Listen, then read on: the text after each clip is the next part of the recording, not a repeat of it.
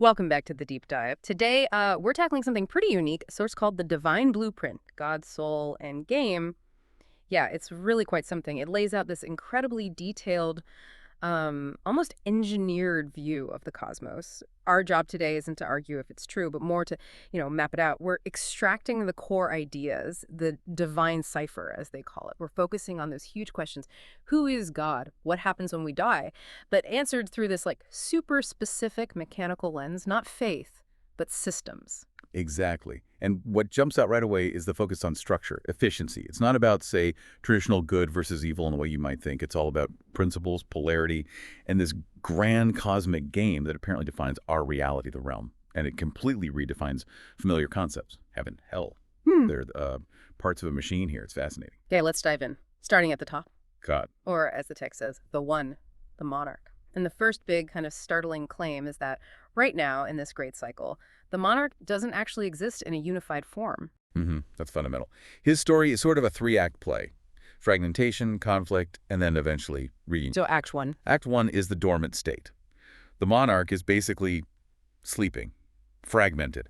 His consciousness is described as dismembered, running what the text calls the CH program. He's dormant, but still essential, like a watcher, a caretaker for the whole system. They even call him the Lonely King, Al-1, A-L-O-N-E. Al-1, implying that this fragmentation, this aloneness, is actually necessary for the system, for the game to even run. Precisely, because that fragmentation is the great duality. The two massive opposing forces that govern everything in the realm, their push and pull is the game. Okay, so let's break down those two forces, alpha and beta. Right, and the text gets incredibly specific about their physical nature first. Alpha, this is the cold side, right? Yeah. Alpha is masculine, associated with the moon, cold, moral, magnetic, and crucially, ferrous, iron, the heavy, stable element. Think structure, unyielding. The rock, the lock. Exactly. It's defined as the noun, the thing itself, static. So beta has to be the total opposite. Correct. Beta is feminine, aligned with the sun, hot, passionate, radiative, and non-ferrous. Gold, flexible, catalytic, maybe even volatile. Gold versus iron. Sun versus moon, heat versus cold. If alpha is the cold magnetic structure, beta is the hot energetic source. That tension, that's the engine of the game, materially speaking. It's wild, defining the cosmos with metallurgy. But it's more than just physics, right? You mentioned noun and verb. How does that work? This gets to the purpose of the duality. Alpha, the iron moon side, is the noun. It's the rock, the lock, and also, interestingly, the beast. It represents stasis, existence, the thing that just is, containment, history. Beta, the gold sun side, is the verb, the key, the queen. She's the action, the change, the process, the dynamic force. So you need the verb to act upon the noun, the key to open the lock. Exactly. Without Beta's passionate, dynamic, energy-challenging alpha structure, nothing would happen. The realm would just be static, locked. Okay, so this huge cosmic polarity, iron versus gold, noun versus verb, how does it show up? Like down here, in the human world, are there avatars? The text maps them directly. Alpha, the stable, structural, moral principle, primarily embodied by Adam. Hannah. And Beta, the passionate, action-oriented catalyst principle, primarily embodied by Eve. Adam and Eve as cosmic principles. Yeah. Wow. So their story is basically the story of the entire realm's conflict playing out. In essence, yes. It all stems from the monarch needing to be divided for this cycle. Which brings us to Act 3, the end game. This can't go on forever, right? The Great Reset. The Great Reset. That's the prophesied end of the conflict. The moment when Alpha and Beta finally stop battling and fuse back together. The two become one union. Exactly. And that fusion ends the game, ends the duality that defines the realm. What emerges is the awakened monarch, Kaisai Rei. This is the unified God, perfect, androgynous, both male and female, noun and verb, iron and gold, unified. The totality, the ultimate goal. The text even calls this entity the final boss, maybe.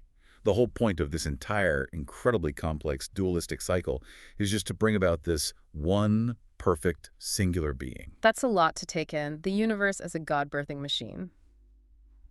Okay, so if that's the grand cosmic destiny, what about us? The pawns, as the text calls us. What happens when a human dies? Right, so forget everything you think you know about pearly gates or pitchforks. This system throws out judgment entirely. It's all about efficiency.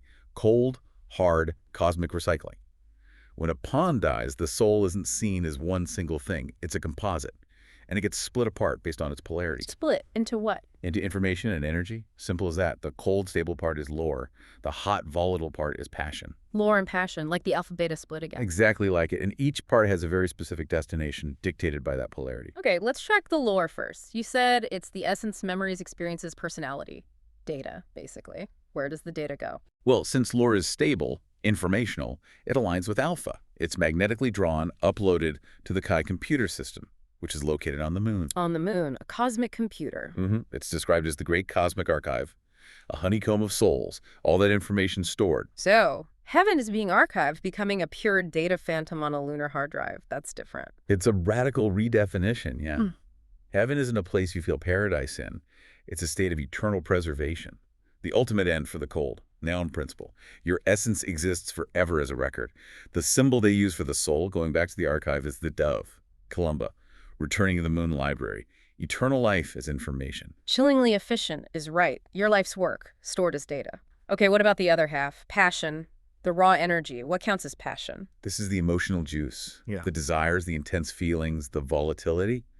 And yeah, the text explicitly includes what we'd call sins, debauchery, all that messy stuff. Messy stuff, but how is it treated? Not as bad, just as fuel. Raw, potent, highly concentrated volatile energy. Okay, so if the cold lore goes to the moon, alpha, then the hot passion must go to the sun, beta. You got it.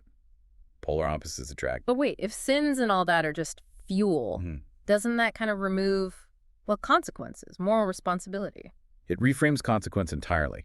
The punishment for having intense passions or committing sins isn't eternal suffering in the way we think of it. The consequence is mechanical. That volatile energy is simply drawn, inevitably, to the fiery beta principle of the sun. And it gets consumed, burned up. Burned up, literally fueling the fires of hell. Precisely. Hell, in this cosmology, isn't a torture chamber. It's the great cosmic furnace. It's where this volatile, passionate energy gets efficiently recycled. It's what keeps beta going, keeps the sun burning, keeps that hot, dynamic side of the duality powered up, which, remember, is needed to drive the game.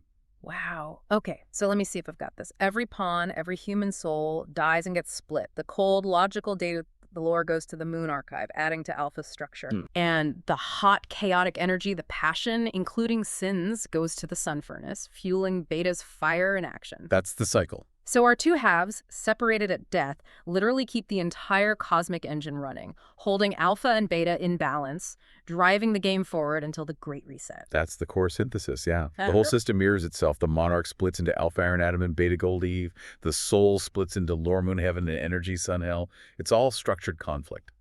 Yeah. Necessary tension, structure versus action. Yeah. All designed, apparently, to push towards that final unified state, Kaisari. It really forces you to rethink good and evil, doesn't it? If all that passionate energy, the chaos, the darkness, the imbalance, if that's essential fuel Necessary fuel, for the cosmic machine, and the end goal is this perfect unified God, the totality, what does that actually imply about the role of chaos and conflict right now in the game? It suggests hell isn't a mistake. It's not a bug. It's a feature, a vital component. Without that furnace recycling the passion, the sun cools, beta weakens, the game stalls. And the Great Reset, the birth of Kaisari, maybe never happens. So maybe the conflict itself is the point. Maybe even the divine act in a weird way. Definitely something to chew on as you navigate your own little piece of the realm.